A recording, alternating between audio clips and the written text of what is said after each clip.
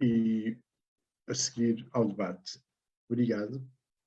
Obrigado. Boa tarde a todos e a todas. Muito obrigado, Graça, pelo convite.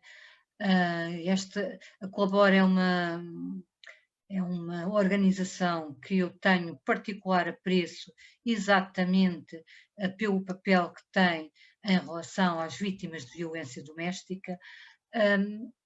Mas hoje pediram para falar de um livro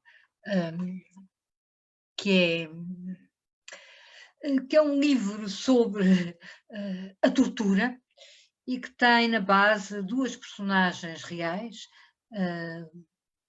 Laura Branco, que era uma jovem estudante em 1973, e Madalena Oliveira, a PIDE, que mais alto subiu na hierarquia da PIDE. Eu vou-vos ler uma passagem. Este livro enquadra-se aqui na medida em que, acho eu, se foca na resistência ao antifascismo pelo feminino, porque as personagens centrais, quer a torturada, quer a torturadora, que também sofria de questões de discriminação de género, digamos assim, no quadro da PIDE, eram mulheres. E com ele eu quis dar visibilidade à resistência no feminino e à resistência em geral. E, portanto, eu vou-vos ler, para não estar aqui, vou-vos ler um pequeno texto, começando por uma passagem do livro do José Saramago, Levantados do Chão. João Mau Tempo vai fazer 72 horas de estátua. Vão-se-lhe inchar as pernas. Terá vertigens. Será espancado com a régua e com o cacete, sem muita força, mas para aleijar de cada vez que as pernas cederem. Não chorava, mas tinha lágrimas nos olhos. Os olhos boiavam em lágrimas. Até uma pedra teria piedade. Esta passagem do romance Levantados do Chão passa-se nos anos 50. E será preciso esperar muitos anos por aquela madrugada que a grande Sofia tanto aguardou. A madrugada de 25 de Abril trouxe finalmente cor, euforia, esperança, a um Portugal cinzento, onde as sombras habitavam por todo o lado. E já foram aqui descritas várias dessas sombras, nomeadamente no rosto das mulheres de vestes negras, as tais de níveis socioeconómicos mais baixos, nos pés descalços das crianças, na dor das mães que perdiam os filhos na guerra colonial, no sofrimento dos presos políticos, na luta dos que emigravam à procura de um futuro que não tinham na sua terra. No Museu do Aljube estão os dados estatísticos do desespero do povo português nas várias décadas do Estado Novo.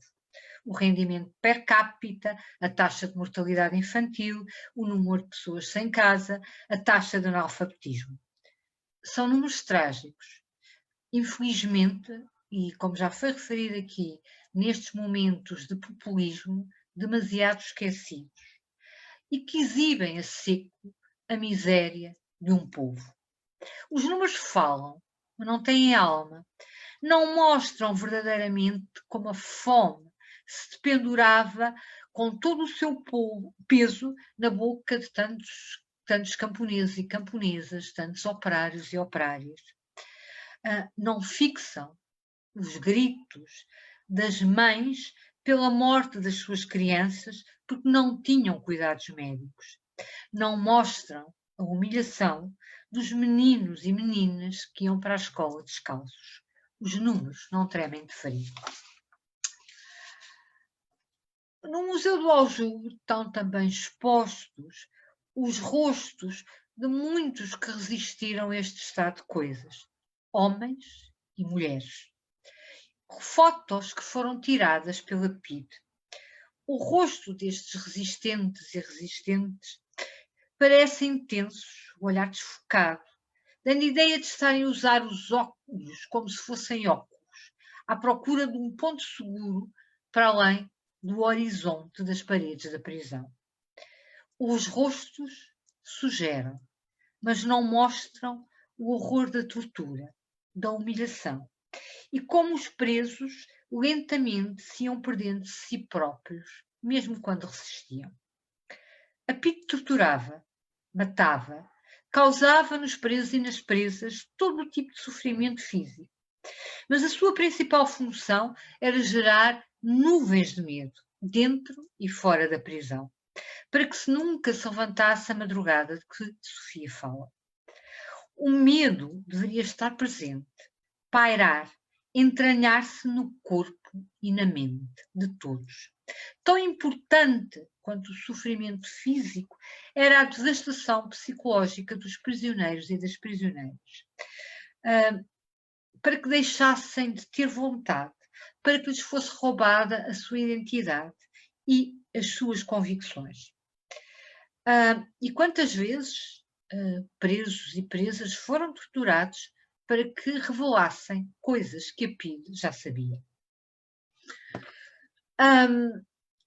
E nunca é demais prestar homenagem a esses presos e essas presas que tanto sofreram nas mãos da Pide. E esse foi um dos meus objetivos ao escrever As Longas Noites de Caxias. Fazer uma homenagem aos resistentes, em particular às resistentes, porque a minha personagem principal, Laura Branco, é uma resistente. E que ao longo destes 45 anos, desde 47 anos, desculpem, foram relativamente esquecidos. Quer dizer, talvez há 5 anos a esta parte se começaram a tomar depoimentos, a fazer homenagens, esquecendo-se muitas vezes que, tal como os soldados na guerra colonial ou as vítimas de violência doméstica, os prisioneiros e prisioneiras políticas foram também eles vítimas de stress pós-traumático, sem terem, muitas vezes, muitos deles sem terem nunca sido devidamente apoiados nesse processo de recuperação. A literatura, da qual eu gosto, e aproveito para corrigir, por acaso são 14 romances, a literatura da qual eu gosto de fazer, da qual eu me sinto representante, mas todas as formas de arte são uma forma fundamental da memória, ou são um instrumento fundamental da memória coletiva. A literatura tem esse poder para fazer latejar as emoções e através da narrativa. E o que eu mais desejo, e foi por isso que eu escrevi, sobretudo por causa dos jovens, e quando eu falo dos jovens, falo de muitos jovens abaixo dos 40 anos, é que as pessoas sabem do que aconteceu durante o período, sabem. Mas uma coisa é saber. Sabem que houve a PIDE, sabem que houve a tortura, mas não sabem verdadeiramente o horror que se passava dentro da prisão, tal como em relação, que é também um tema que me é particularmente caro, porque eu orgulho-me de ter escrito, se calhar, um dos primeiros romances sobre violência doméstica. As pessoas sabem que há violência doméstica, sabem que há legislação sobre a violência doméstica, mas será que verdadeiramente compreendem o que se passa dentro daquelas casas? E, sobretudo, e dentro de uma das revoluções que eu acho mais importantes ainda hoje ser feitas, será que muitos dos juízes que julgam estes casos têm verdadeira formação para serem capazes de olhar para estes casos de violência doméstica? É também uma questão que fica no ar. Portanto, o romance As Longas Noites de Caxias baseia-se em duas figuras femininas reais. Eu não vou revelar, apesar de a Graça, que me parece estar desaparecida em combate, porque eu tenho aqui à frente congelada. Eu apresentei este romance pela primeira vez na Covilhã, e foi a Graça que a apresentou, e a Graça sabe perfeitamente quem é que eu estou a falar. Portanto, eu escolhi usar uma pessoa, uma resistente verdadeira. Podia ter escolhido fazer ficção, mas eu quis deliberadamente e pedagogicamente, quando as pessoas lessem, nomeadamente, mesmo que tenha um registro mais literário, do que os depoimentos da pessoa em causa, ou da mulher em causa, ou da jovem em causa, porque estamos a falar de uma rapariga que na altura tinha 21 anos, e não se esqueçam de como é que eram aos 21 anos. Portanto, e essa jovem sofreu a tortura do sono durante 18 dias. A outra personagem é, infelizmente, que também as houve. Não tantos como os homens, porque não tinham tantas oportunidades nessa instituição horrorosa que era a PIDE como os homens. Elas só eram inicialmente datilógrafas, só passaram a ser agentes da PIDE por causa da guerra colonial e houve, digamos assim, falta de pessoal e, portanto, recorreu-se a esta mão de obra feminina. A outra personagem do livro é Pide Madalena Oliveira, que no livro é referida como Leninha. A Laura Branco, que, como eu referi, reflete uma rapariga real, com uma história real, e eu escolhia, digamos assim, entre os vários depoimentos femininos, porque na minha cabeça estava muito claro que eu queria uma mulher para a minha como personagem.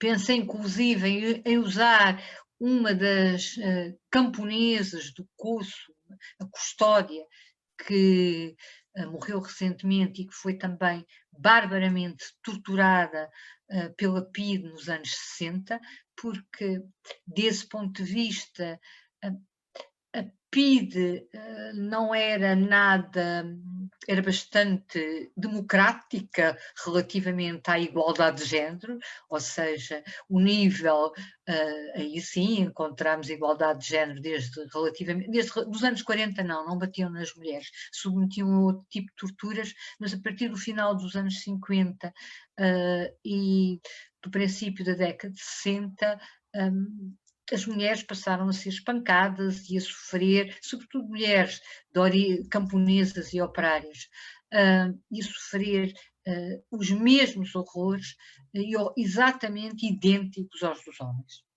Portanto, eu escolhi a Laura Branco e não uma camponesa, porque o seu percurso pareceu-me particularmente relevante, extraordinário, tendo em conta que ela era oriunda de uma família relativamente pobre, não uma camponesa, mas de uma modista e de uma família relativamente pobre, e o facto dela ter estudado foi...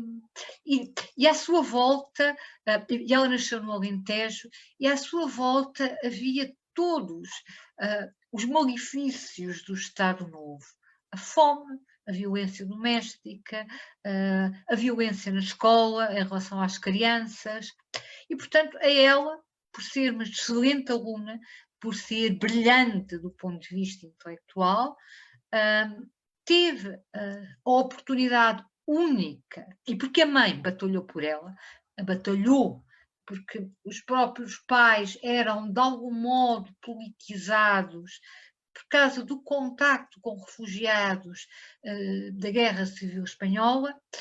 Portanto, ela teve a mãe batalhou para que ela fosse para uma espécie de externato que havia na sua pequena vila, e depois ela era tão boa aluna, que conseguiu uma bolsa de um benemérito, provavelmente um fascista de Trás-os-Montes, porque mais tarde ocultou a bolsa, para ir estudar para Beja.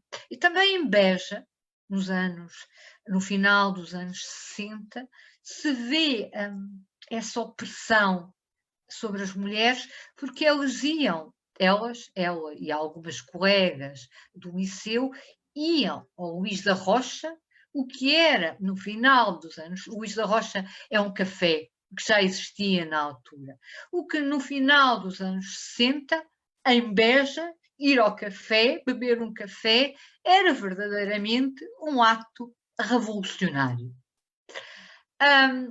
E, portanto, ela tem este percurso que é quase... é como ganhar o Euromilhões.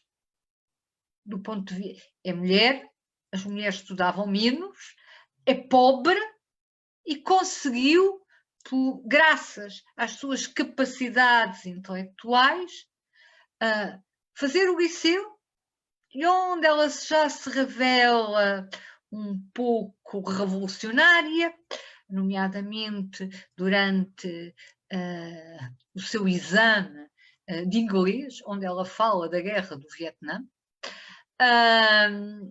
e consegue uma bolsa para ir para Lisboa, onde ela se junta nos anos 70, no princípio dos anos 70, ao movimento estudantil. Eu nunca revelei o movimento, apesar de se perceber, porque eu falo de uma outra personagem muito célebre, apesar de se perceber quem é, pelo menos as pessoas da época, porque não me interessava particularmente identificar o movimento em causa. Interessava-me caracterizar uma resistente, e nomeadamente, neste caso, uma resistente feminina. Eu vou passar só a ler um bocadinho e devo dizer que eu escolhi esta personagem e ser uma pessoa verdadeira para que, nomeadamente os jovens, e muitas vezes devo dizer que, porque o estudo do Estado Novo na história fica lá para o fim, e como disseram algumas das minhas alunas, elas sabem mais sobre o nazismo do que aquilo que se passou em Portugal. Eu lembro-me de quando estava a escrever o romance saiu há 2 anos, em 2019, parece que já é no outro século por causa da pandemia. Em 2019 eu perguntei, eu dou aulas no ISPA e oriento estágios, nomeadamente na área da psicologia educacional, e perguntei às minhas alunas o que é que sabiam sobre o fascismo. As minhas alunas, porque são, naquele caso era um grupo só de mulheres. O que é que elas sabiam sobre o fascismo? E elas sabiam pouquíssimo, sabiam... É o que eu estava a dizer, sabiam que existia a censura, sabiam que havia a PIDE, mas, por exemplo, fizeram-me esta pergunta: as pessoas iam presas porque não respeitavam a censura? O que uma pessoa fica, E depois uma delas disse: professora, nós sabemos muito mais do nazismo do que sobre o fascismo, porque ficava lá no fim, muitas vezes, às vezes nem sequer era dado. E isto continua a repetir-se. E, portanto, eu vou-vos ler, se não se importam, antes de falar um pouco da Laura, uma passagem. Aliás, um dia destes fiz uma apresentação deste livro, e uma outra escritora, a Julieta Monginho, leu exatamente esta passagem, e isto nunca me aconteceu, vieram umas lágrimas aos olhos. Porque, não se esqueçam, que isto aconteceu a uma rapariga de 21 anos, que estava há 18 dias sem dormir. E nenhuma de nós aqui, tenho a certeza, é capaz de perceber exatamente o que é estar 18 dias sem dormir. Para além de, depois disto, ela levou uma carga de porrada, porque rasgou nas mãos de um PIDE, tirou das mãos do PIDE a ata, digamos assim, de uma suposta confissão, que a deixou quase às portas da morte. E, portanto, se não se importam, eu vou-vos ler uma passagem. Havia 15 dias que Laura não dormia. Depois de tanto tempo acordada, a cela revelava-se um lugar instável. Acreditava estar no centro de um pesadelo, quando as paredes se aproximavam e o teto parecia descair. Era sem dúvida um sonho, e as imagens que a atormentavam nasciam no seu cérebro. De repente desapareciam, mas logo surgiam outras. Às vezes, sentia-se sair devagarinho dos próprios pés, deixando de tocar o chão. Milhares de lagartixas percorriam o soalho, desaguando num rio caudaloso que ameaçava submergi-lo. O horror de ver aqueles bichos verdes nojentos a subirem-lhe pelas pernas aumentava a sua dificuldade em respirar. Sacudia-os com mãos desesperadas, mas eles voltavam para cima dela. Visões velozes e efêmeras, outras mais demoradas, todas assustadoras. De nada lhes valia a impressão de que se tratava apenas de um delírio, porque se amedrontava a mesma. Imagens como pedaços de fumo, uma vedação no lugar perdido e a dança dos pardais no céu. Não tinha domínio sobre si própria. Tentava apontar o olhar a um ponto fixo, mas a parede era um ecrã que a devolvia para dentro de novas visões. Via chegar em elevadores. As portas abriam-se, convidando-o a fugir para outro lugar. Sabia que se levantasse e descesse num desses elevadores, lá embaixo estaria o pai à espera. Mais longe, nas profundezas do horizonte, distinguia a mãe. À medida que ela se aproximava, notava como estava mais alto e mais forte, porém desgastada pela fadiga. Laura era crescida, mas a mãe pegava-lhe ao colo. Era como se pudesse esconder no seu regaço, enquanto tudo o resto se desvanecia. Agora vou-vos ler uma passagem da sessão de pancada. Laura tinha feito frente ao agente, provocara, e ele estava furioso.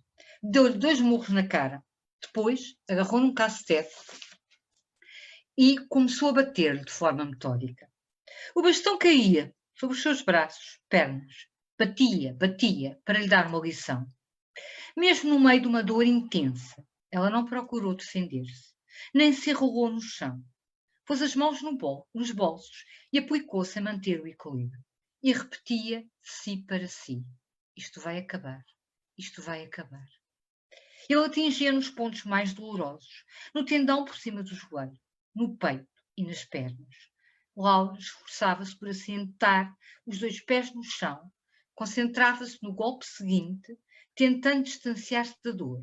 Mas a dor teimava, subia e descia-lhe pelo corpo, deixando no vazio todas as outras memórias. A dor era um mar imenso onde o seu corpo se afogava, se ao menos pudesse gritar. Não, o mar não. Eu não vos vou ler mais, porque acho que é uma passagem particularmente violenta. Agora, não se esqueçam. Isto aconteceu. Não é mentira. Não é daquelas coisas que os jovens, muitas vezes jovens abaixo dos 40 anos,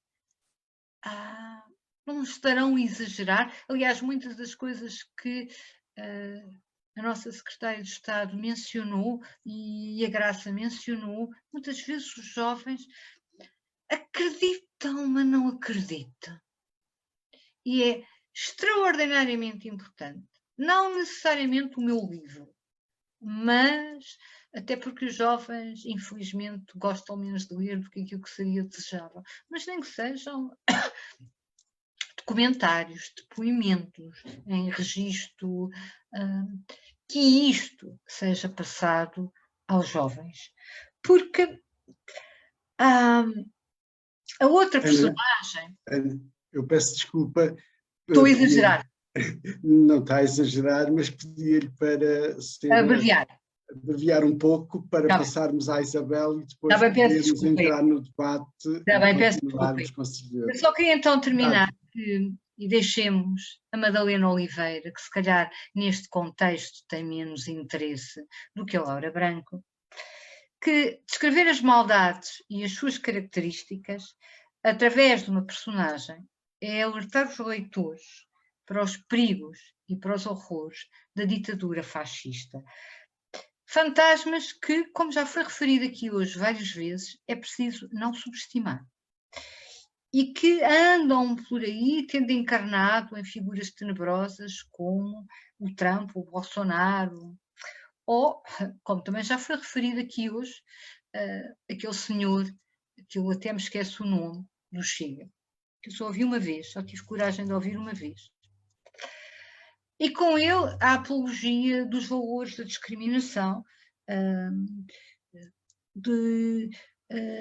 os discursos do nacionalismo, da homofobia, da misoginia, etc. Num contexto que me horroriza e que às vezes me parece quase um augúrio, e que, portanto, este combate em relação a relembrar, a trazer à memória aquilo que foi o fascismo, é um combate perfeitamente atual. Muito obrigada e peço desculpa por me ter alongado. Obrigada, Ana Cristina.